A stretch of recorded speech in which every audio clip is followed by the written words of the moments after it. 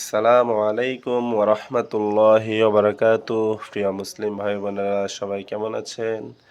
আশা করি আল্লাহর রহমতে সবাই ভালো আছেন। আপনাদের সামনে নতুন আরেকটি ভিডিও নিয়ে উপস্থিত হয়েছে। এই ভিডিওর মধ্যে আমরা রাসূলুল্লাহ সাল্লাল্লাহু আলাইহি ওয়াসাল্লামের উপদেশমালা থেকে আরেকটি উপদেশের ব্যাপারে একটি হাদিস বর্ণনা করব। হাদিসটি হযরত জাবের রাদিয়াল্লাহু তাআলা আনহু বর্ণনা করেছেন। তিনি বলেন, যুকিরা রাজুলুন ইনদা রাসূলিল্লাহি সাল্লাল্লাহু আলাইহি ওয়াসাল্লাম বিইবাদাতিন ওয়াজতিহাদিন وذكر آخر برعة فقال النبي صلى الله عليه وسلم لا تعدل بالرعة يعني الورع।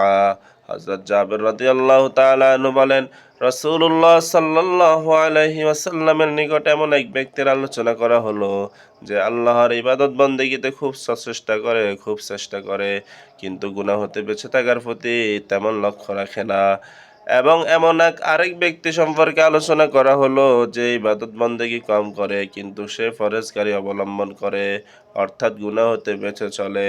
তখন নবী করিম সাল্লাল্লাহু আলাইহি সাল্লাম বলেন, তা অর্থাৎ ইবাদত করা এবং ইবাদতে সচেষ্ট থাকা ফরজগারের সমতুল্য হতে পারবে না।